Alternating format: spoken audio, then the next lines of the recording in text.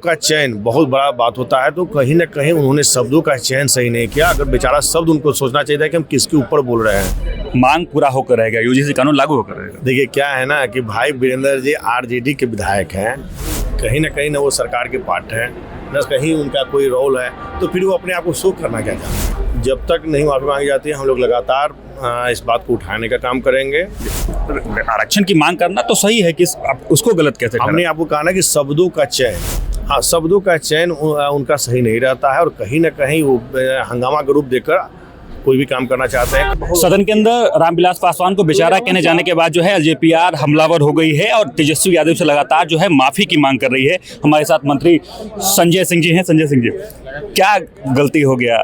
मांग तो कर रहे थे मूर्ति बनवाने का, फिर माफी क्यों?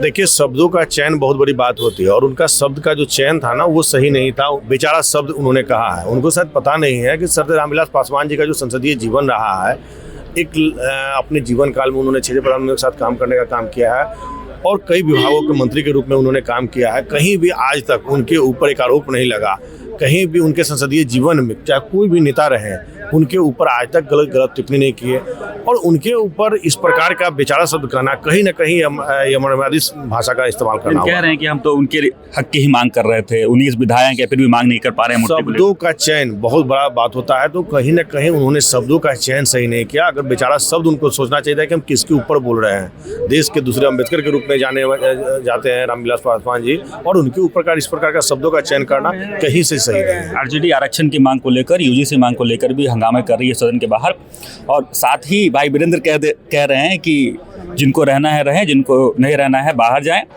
मांग पूरा होकर रहेगा, यूजीसी कानून लागू होकर रहेगा। देखिए क्या है ना कि भाई वीरेंद्र जी आरजेडी के विधायक हैं और उनका सदन में सब दिन, आप अगर देख रहे होंगे तो सदन में सब दिन कहीं ना कहीं कोई ना कोई बिना सिर पैर की बातों को लेकर बोलने के लिए वो जाने जाते हैं।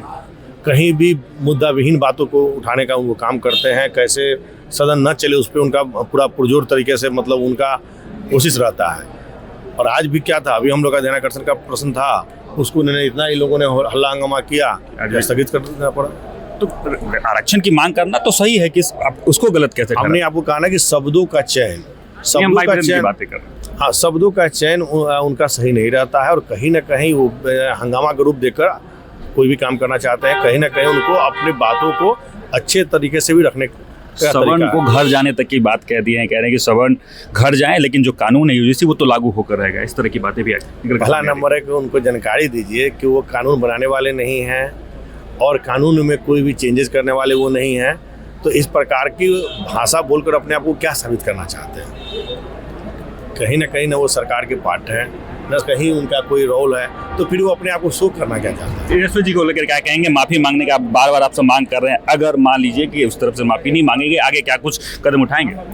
जब तक नहीं माफी मांगी जाती है, हम लोग लगातार इस बात को उठाने का काम करेंगे कि जब तक माफी नहीं मांगेंगे कि ये गलत है और उनको माफी मांगना ही पड़ेगा। चलिए, तो तेजस्वी को माफी मांगना ही पड़ेगा, मंत्री संजय सिंह ने सीधे तौर पे कह दिया। और साथ ही भाई वीरेंद्र ने जो बातें कही हैं कि कुछ भी हो जाए, सवर्ण रहें या बाहर जाएं, घर जाएं, लेकिन जो यूजीसी कानून है वो लागू होकर रहेगा। ये आरजेडी के विधायक भाई वीरेंद्र ने बयान दिया था, जिसको लेकर संजय सिंह ने सीधे कह दिया कि शब्दों का चयन होना जरूरी है। सही शब्दों का चयन करें, सही तरीके से बात करें और सीधे तौर पे आरजेडी पर सवाल भी खड़े करते हुए संजय सिंह नजर आए। बाकी इन तमाम खबरों को लेकर आपका क्या कुछ कहना है कमेंट बॉक्स में जरूर लिखना। देखते रहें सच टॉक।